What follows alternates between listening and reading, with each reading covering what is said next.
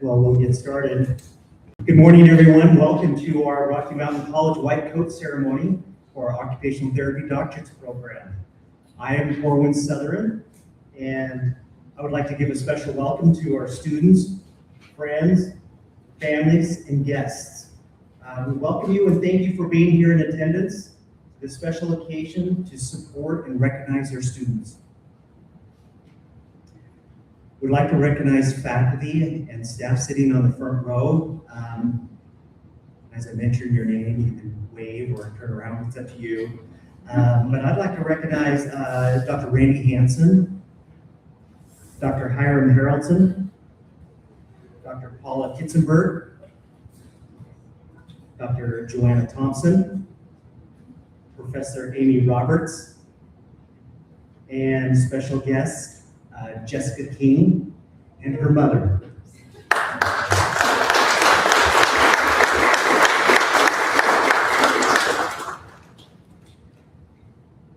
And we also have other people who do so much for our program and to make sure that events like this run smoothly. So I'd like to recognize Linda Eliason sitting in the back, who puts together the details to make this ceremony come together, and also Caleb Smith, who is taking pictures and helping managing our website and the live stream today. So thank you for your help.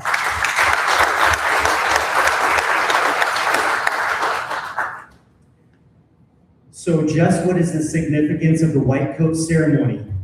In the early 1990s, several medical and therapy programs realized that waiting until graduation to perform the ritual ceremonies of professionhood was a regrettable disservice to students. It was reasoned that students actually enter into the professional life when they begin their fieldwork experiences. At the core of human health and healing are complex issues of professionalism, humanism, and ethics, issues that should be explicitly addressed when students start their fieldworks, not when they finish it. And thus the white coat ceremony was born. During the last 2 decades, the white coat ceremony has grown to become a feature event in almost every medical program and countless other health professions, including occupational therapy. Students, by choosing to be a part of Rocky Mountain College, you have joined a tradition of service and dedication and leadership. So thank you for making it this far in your program, and I congratulate you.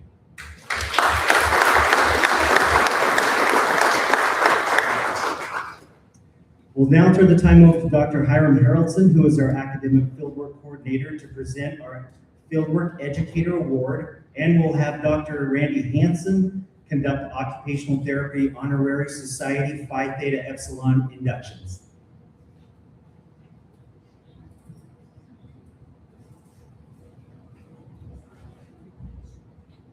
Good morning, everyone. It's a pleasure to be with you today. Today, I'm pleased to present our Rocky Mountain College Fieldwork Excellence Award to an outstanding individual. I'm trying to have not to get emotional. Okay, this person is one of the bravest people that I know, and I believe that she has done more to prepare our students for Level 2 fieldwork than anyone else. It's been an honor to know her and to be inspired by her bravery and her vulnerability and her dedication. And so this year, I'd like to present the Rocky Mountain College Fieldwork Excellence Award to Jessica King.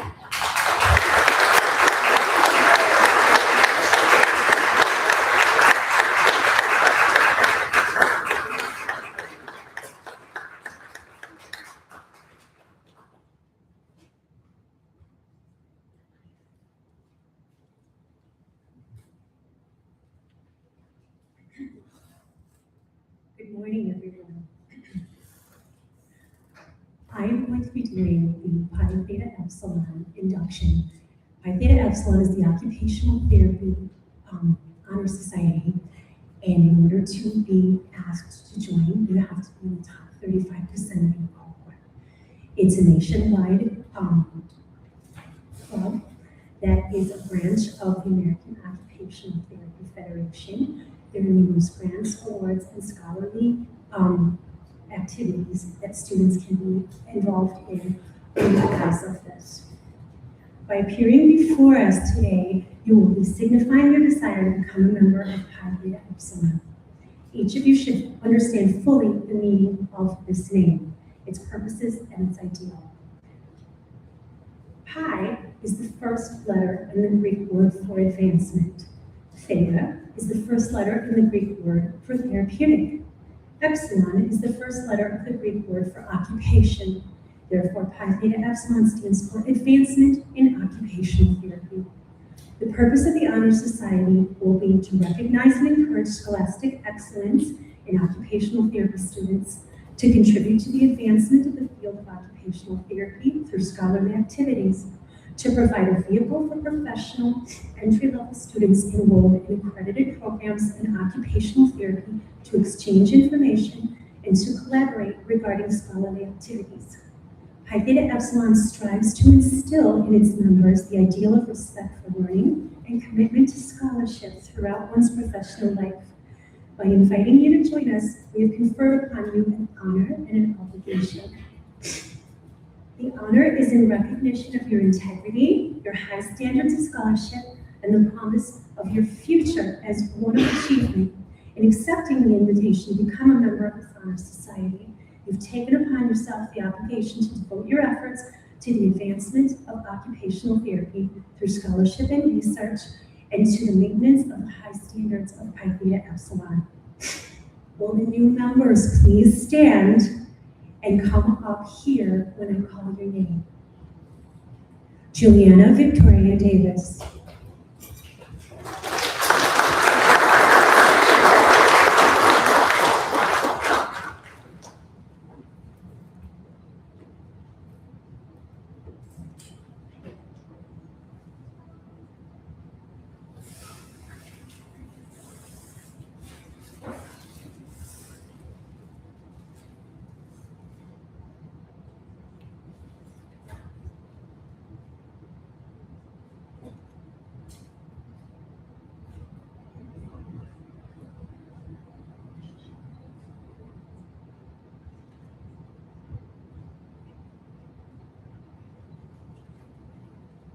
Natalie Ann Day.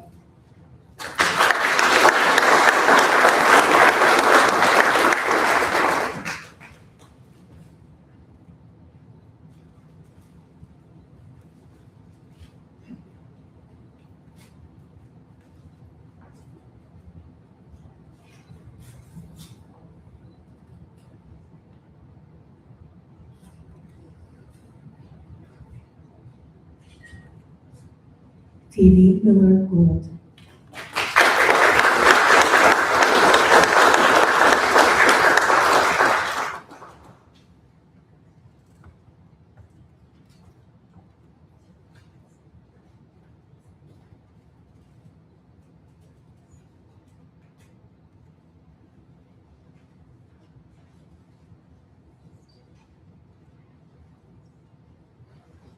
We are completing the requirements of an education. We are learning how to learn. The real education is just beginning. The application and broadening of knowledge, testing our interest and diligence in our work. We are challenged today and in every coming day to go beyond the requirements of an education, to continue to learn for the knowledge and growth it brings to us, and to help others meet their needs to the best of our abilities. Excellence in purpose and scholarship is the key to opportunity and carries with it vast rewards to ourselves and others. This honor society, Pi Theta Epsilon, challenges us for excellence. You all have your oath. I'm going to say the oath, and we're all going to say it together. Just fill your name in the blank if you would, please. Aware of the high calling of the scholar and the great opportunity of service through occupational therapy, I, Randy Johnson Hanson, hereby pledge my efforts to further the purposes and to uphold the ideal of Pi Theta Epsilon and to prove myself a worthy member of this honor society. Thank you.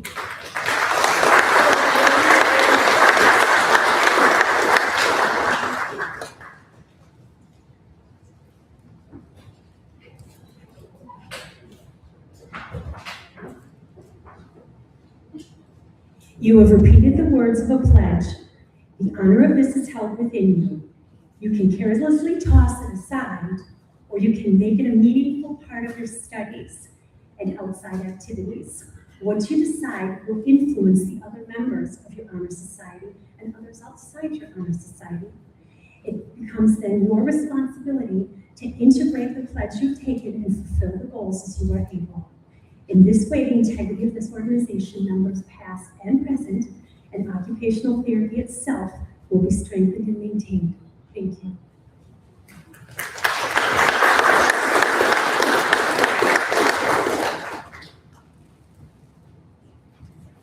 Congratulations to our Honor Society recipients, and congratulations to Jesse. Thank you so much for all you do for our program. It's now time for our faculty speaker.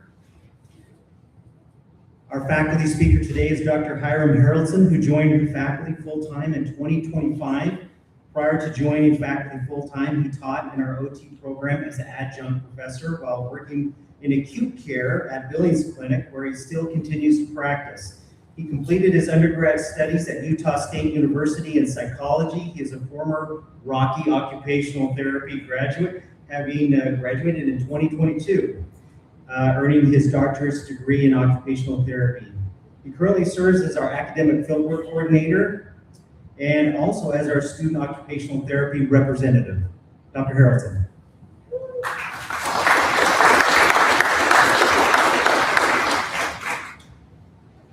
Okay, I'm going to start by taking the mic off this because I find it really awkward. So here we go. It's an honor to get to speak to all of you today. This is a really special group, and so I want to start by expressing my gratitude for each of these 10 individuals. If you didn't know, you probably heard this, but when I started, when I was first hired at Rocky, all the faculty quit except one other person, which was a little traumatic for everybody. And I really only believe that the reason the program has survived is really because of three things. The first is the incredible support of Dr. Aaron Reeser and Rocky as a whole to continue the program when it would have been really easy to quit it, and I would have had to beg my boss for my job back a second time. The second thing that kept the program alive was Dr. Joanna Thompson right here. Give her a big hand. I don't want to embarrass you. But truly, without Dr. Thompson and her willingness to step in, this program would not have survived. So thank you, Joanna. And the third reason is all of you, the 10 of you. I can't imagine what it would have been like for you without knowing anybody here in the program, hearing that things were in a little bit of upheaval and you were going to have to delay the start by a couple months. But honestly, without each of you choosing to have faith in us and in the program, I honestly think even if a few of you had decided not to come, there's a good chance that the program would have been disbanded, shall we say. So thanks to all of you. Okay, with that out of the way, we'll get started. I've had a song in my head recently, and that's Bon Jovi's Living on a Prayer. Because if you didn't know, this ceremony for you means that you're halfway there. You're halfway there. And if you weren't yet, you're going to be living on a prayer next semester. So get ready. These ceremonies afford us the opportunity to think about that point in time, right? We're halfway there. So where have we been? Where do we want to go? And looking at all of you and thinking about you in both conversations that we've had and also in the affirmation and challenge activity we did in leadership, I think there's kind of a common theme, something that you all want to work on. And that thing to me is confidence. It comes up again and again. It comes up in different ways for all of you, but it's confidence. And so today I'm going to center my remarks on confidence. how do you actually be confident, right? Like, you hear fake it till you make it. As a teacher, the most tempting thing, same thing as a parent, the most tempting thing is just say nice things about you all the time. That'll help you be confident. Research actually shows that can be detrimental. So I'm not going to say nice things about you ever again, because that can backfire. On a more serious note, though, I think our minds go to like, I can increase confidence by increasing my knowledge through experience. But I find that those things, while essential, are not actually at the core of confidence. To give you an example, I know a therapist who's been practicing for about 20 years, and that therapist does not like to take fieldwork students. And I asked her, why don't you like to take fieldwork students? And basically what it came down to is I'm not confident enough to have somebody watching me all the time. Which is it kind of hurts your heart, right? Like, you've got all this experience, way more experience than I do, you got way more knowledge than I do, but we don't have the confidence. So how do we develop confidence? So I'm gonna give you 2 ways, and I'll try to only take the 20 or 30 minutes that Dr. Southern gave me, so I won't keep you too long. But the first way is humility. Humility is the key to confidence. People that are humble are naturally confident. And I think that kind of goes back to what Dr. Southern taught us. It's not about you or the whole honey badger thing, if we want to revisit that. But I find that proud people, there's 2 kinds of proud people. The first proud person is the one you're most familiar with, and that's somebody that is constantly self-aggrandizing, that's constantly trying to build themselves up. But there's another more deadly form of pride, and that is the pride that self-depreciates. And both forms of pride are primarily focused on the self. If you want to be confident, you have to forget yourself and get to work. Which brings us to the second point, which is a little more circuitous, if you will. So, about 2 years ago at Billings Clinic, well, actually, no, it was longer than this. A little while ago at Billings Clinic, Billings Clinic was in serious trouble. We were hemorrhaging money. We were losing about $20 million a month, which is kind of insane when you think about it. And so we had Dr. Clint Seeger stepped up to be the interim CEO, and he addressed a lot of the issues at Billings Clinic. And one of the things that he did that I thought was very inspiring was he sent an email to everybody, and he talked about the difference between seeing healthcare as a calling and seeing it as a career, which is really powerful. And it's not something we like to talk about in our somewhat secular, hedonistic society. We don't really hold to those kind of ideals anymore, the ideal that people are called to do things, the idea that there are greater forces in the universe that have plans for us. But it's something that you see throughout history and throughout cultures. It's something that transcends the idea that people are placed on earth that have, and as people, we have specific things that we need to do. You see that in Inuit culture, you see it all the way down to the Incas, in Peru, you see it in Christianity and Islam and Buddhism. In fact, it's part of our ingrained psychology. As people, we each desperately want to figure out why we're here and what it is we're supposed to be doing. And you see this throughout healthcare. You see it throughout great leaders in the field. Florence Nightingale is a great example, who essentially created our modern nursing system. When she was about 17, she had a vision where she was called to the work and to help the soldiers that were coming home from the Crimean War. You've all heard of St. Vincent's, the other hospital that we don't talk about. But St. Vincent's is named after St. Vincent de Paul. He's a very fascinating person. He's great to learn about. But when he was just Vincent de Paul in France, he was a poor peasant. And the only way for him to advance was to get into the clergy. So he went to the clergy, where his whole aim really at the beginning was to amass as much money and fame as he could. He actually became very wealthy. And then he had an awakening, if you will, and gave everything that he had to serve the poor. And totally transformed healthcare, which is why there's more hospitals in the US named after him than anyone else. To put an OT spin on it, Amy Lamb said that OT is a calling, not a career.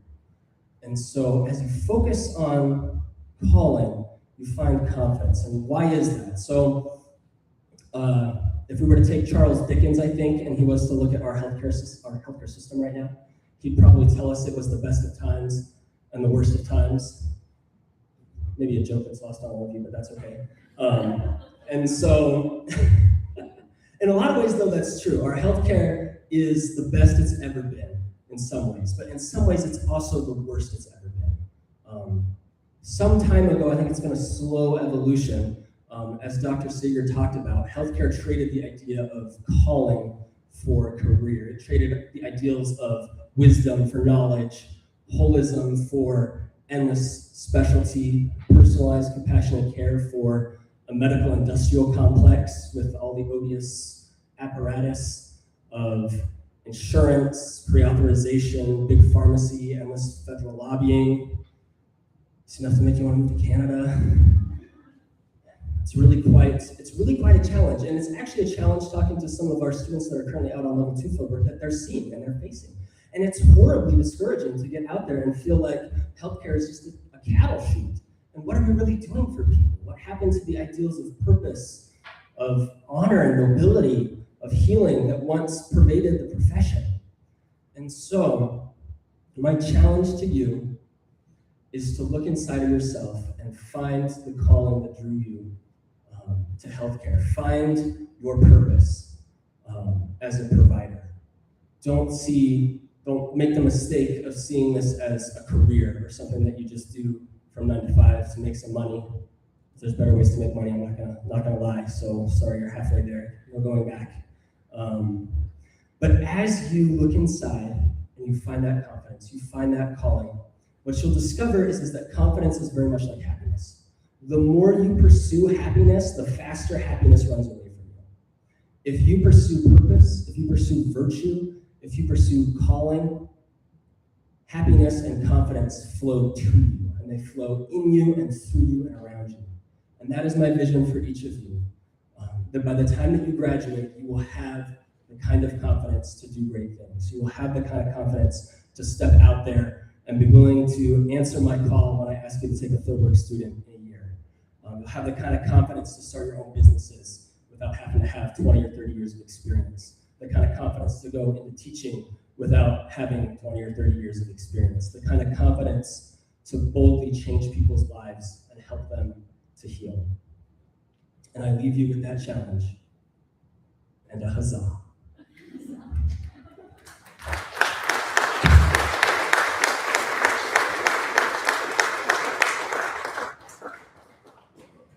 Okay, our student speaker today is Sarah Hopcroft.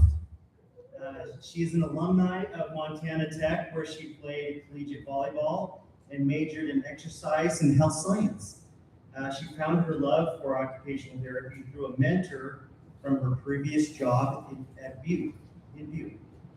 She currently serves as our Student Occupational Therapy Association president. Sarah's future goal is to work in the area of neurorehabilitation. Sarah.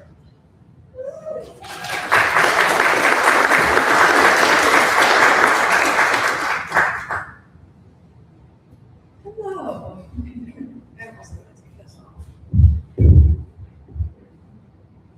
Okay, I'm quite nervous, so bear with me. Okay, when we are going to look back on today, what are we going to remember most? What does a white coat really represent? Achievement, or is it something so much bigger? Most of our adult lives, this has been our dream to get to this point. And well, here we are. It didn't come easy. From our 4 years of undergrad, previous jobs, career changes, moving across the country, moving to a different country, it's all been worth it so far. Each one of us has had our hardships, overcome so many things, but there aren't 9 people I would rather sit in a classroom with every morning. Although we are all different in many ways, we are all the same in one big way. We want to make an impact on every person's life from now on. Our future possession is special because we have the opportunity to change someone's life from the first day they are born into this world and make an impact to their final day. Although we are all different, we are going to choose different paths from pediatrics, geriatrics, orthopedics, rural health. We will all be serving our duties and making someone's life better. Our journey started a little rough with a delayed start, professors leaving and new ones coming, but I know for a fact we wouldn't be here without our 3 professors who would do anything for us. Dr. Haraldson, Dr. Hansen, and Dr. Sutter. I know any one of us could walk into their offices at any time of day and they would drop everything and help us with whatever we needed.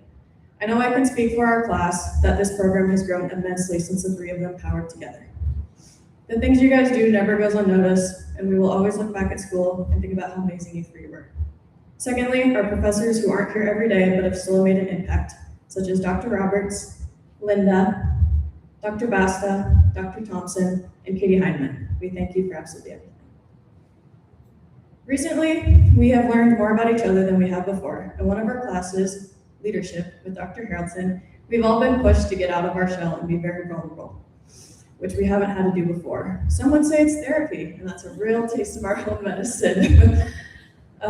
We learned about relational nutrients, which is very hard to describe, but as a class, we know it's complicated. I would say everyone has had conversations that were hard to talk about with our peers. It's challenged us for the better because our profession is going to consist of not so many comfortable conversations. Our class has grown for the better, which includes being comfortable with one another. In the first semester in Dr. Roberts' class, in presentations, we all had shaky voices, rushing through our slides, and not using any humor. So thank you for being patient with us, Amy. Now it's just another day when we have presentations. Another way we've grown is that we're all working towards the same goal together, instead of one versus the other. First semester, it contains some tests and quizzes every week, which was very individualized, but now we are always working in groups, working through scenarios that we will be challenged with in the future. This group of future OTs, in my opinion, might be the most strong-headed group. From laughing, crying, arguing, we're always there for each other. But I know there is no one else that I'd rather weather a storm through. We all hold traits that are unique, but make us special in our own ways. Juliana, boldness. You will never let anyone shy away from you.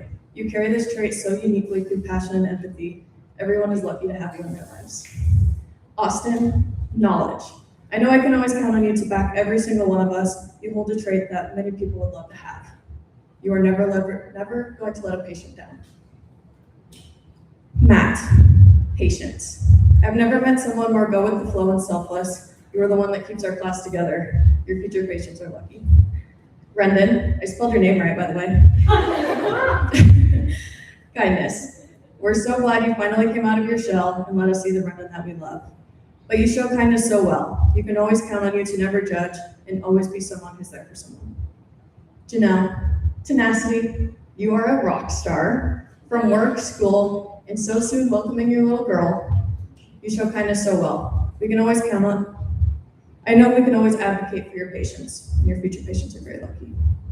Michaela, tranquility. You are the most soft-spoken person, level-headed, sincere person through school, work, and soon to be wedding.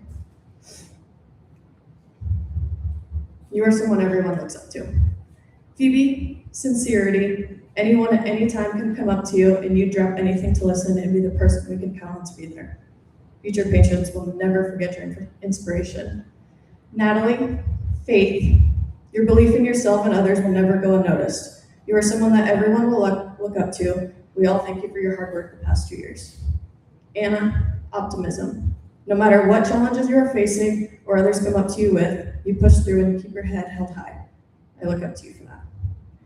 I'm so glad I met every single one of you. Never let anyone get in the way of voicing your opinion, advocating for your patients, and forgetting your self-worth. The past 2 years have taught us so much, not only in the classroom, but about ourselves. We wake up every day and just think to ourselves, we are one day closer to our dream profession. The one thing we have learned though is that we are never going to stop learning. OT is about adapting and finding new ways that can change people's lives. We are going to value the trait of empathy and how everyone in our future lives comes into our life for a reason. Now, going into our last semester, it's really going to hit us that we are one step closer to our dream.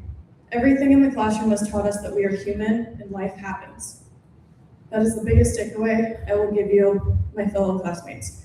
When life gets hard, studying seems redundant, fieldwork is kicking our butts, just remember, you are human. Life will knock us down, but having the people in our circle will help us get back up. Now to answer the question I began with. Today, this white coat we are about to receive represents so much more than achievement. It symbolizes the trust that our future patients will place in us, the responsibility we will carry as healthcare professionals, and the commitment we make to serve ourselves with compassion and integrity. After today, it'll remind us we have worked hard to reach this moment, although our journey is just beginning. As future OTs, this coat represents our promise to help individuals engage in occupations that give their lives purpose, meaning, and independence. Now to end. We have all done this. We couldn't have done this without each other, family and friends, and professors, and everyone else who has supported us. I personally would like to thank my parents and my sister for believing in me when I haven't always, and giving me a reason to keep going. I wouldn't be here without I am without you, and I can't wait to actually have some money to give you guys everything you deserve. I will never be able to thank you enough for everything you have sacrificed from time, money, and a few gray hairs. I love you guys. Thank you.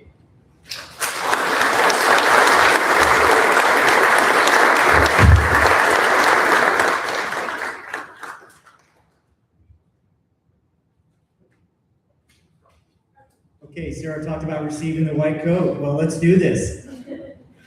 Dr. Eraldson and Dr. Hanson, come on up. Okay, students, as I read your name, I'll have you please come up, receive your white coat, and then your pin. John Austin Bardash.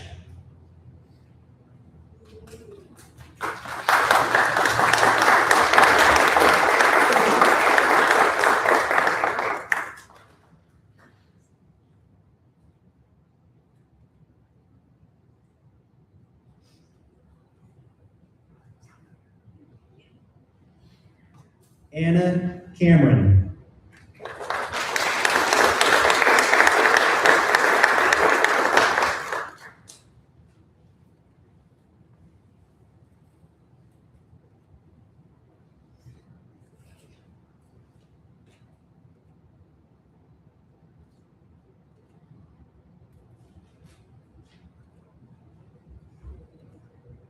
Juliana Davis.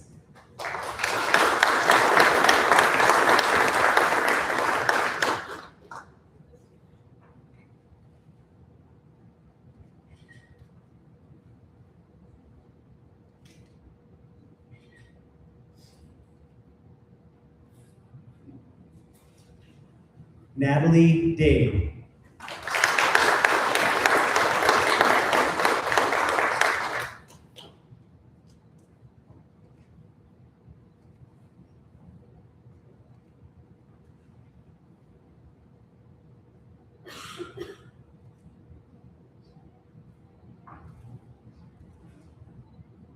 Phoebe Gould.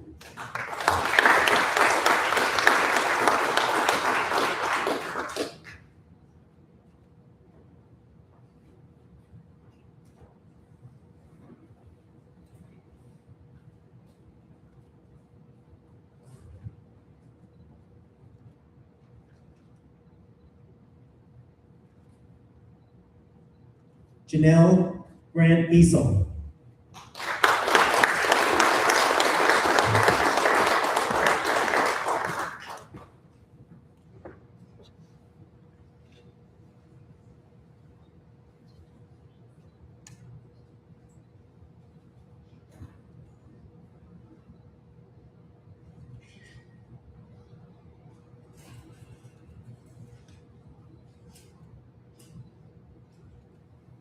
Sarah Hopcroft.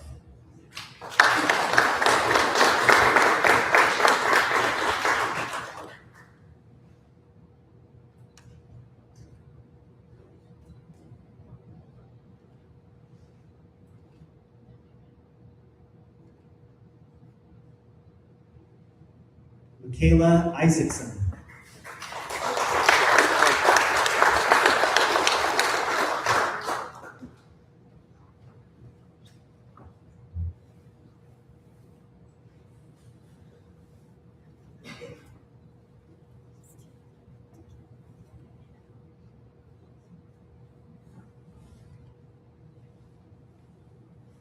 Redden Klein.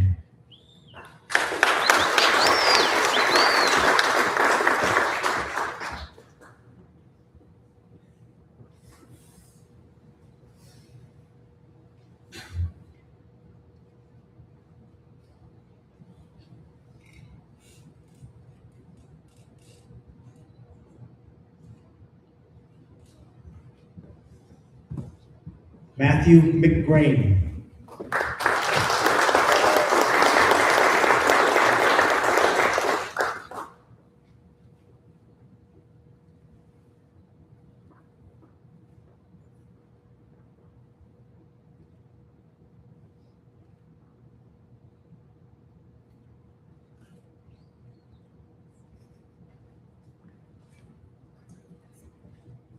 Okay, you may be seated.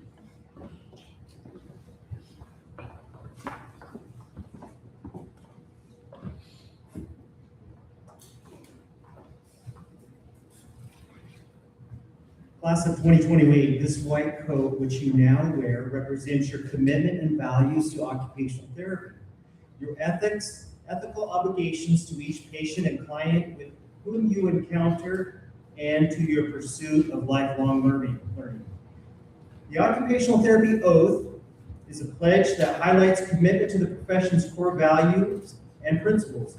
Your pledge today emphasizes compassion, client-centered care, confidentiality, lifelong learning, advocating for clients, and is grounded in the profession's ethical guidelines and core values of altruism, equality, justice, and dignity. Students, will you please rise?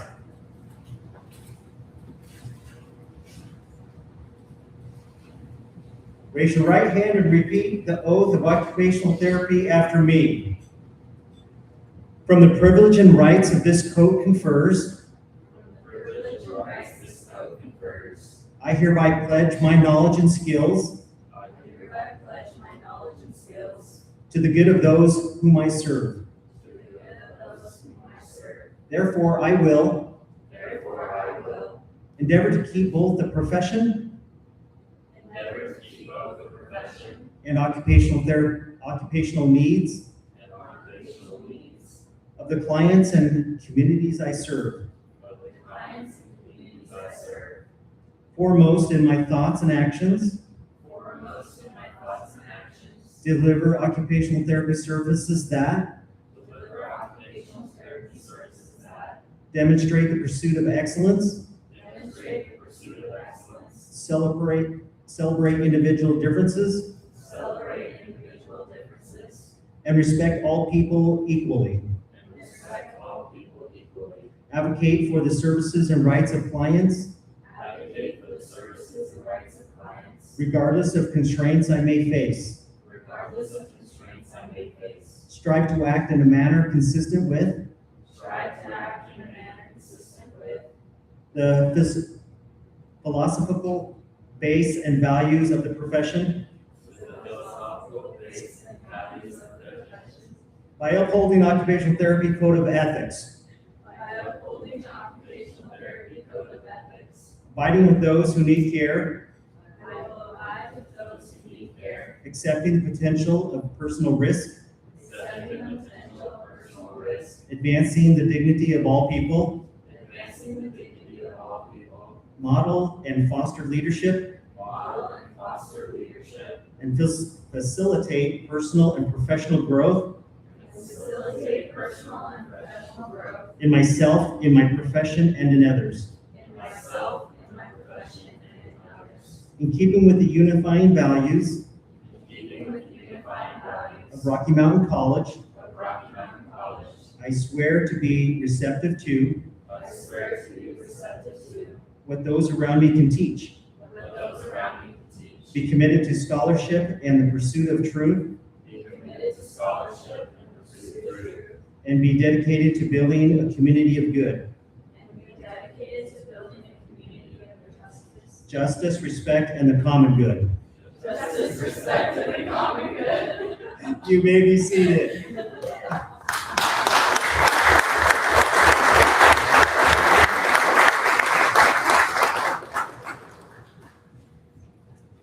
All right, congratulations. You all look so good, and might I add, you all look very professional.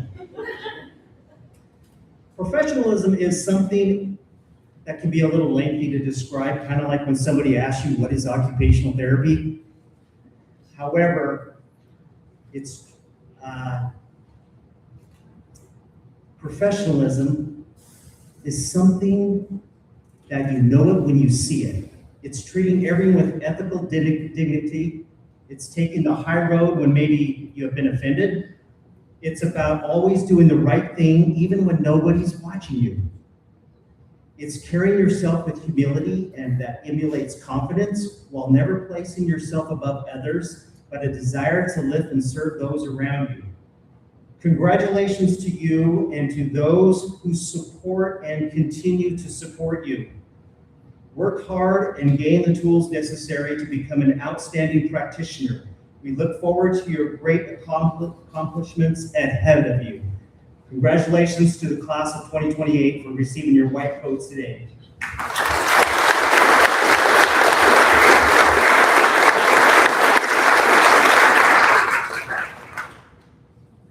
Thank you to everyone for being here. I know some of you came from a long ways away for this ceremony. So thank you for being here and safe travels. This concludes our white coat ceremony.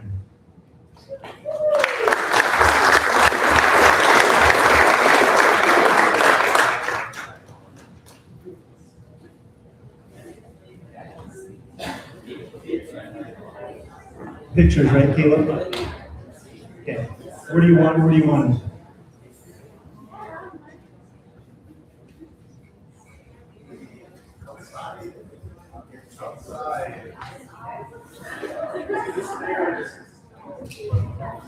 Students follow Caleb.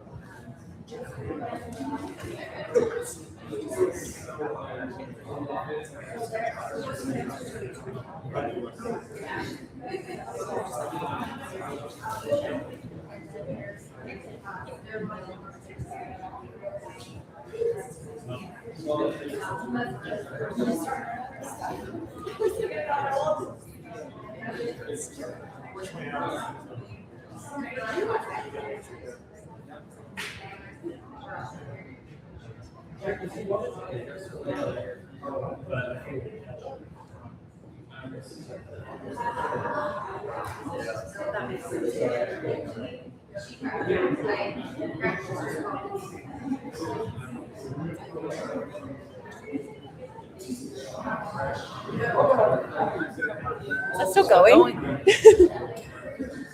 Hello. Hi, Mom. Hi, Dad.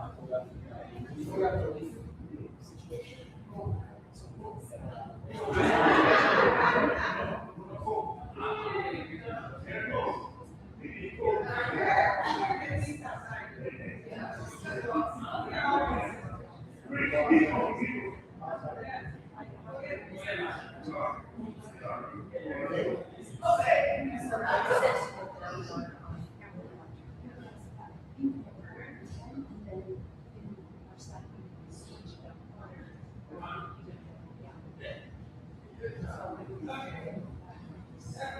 there's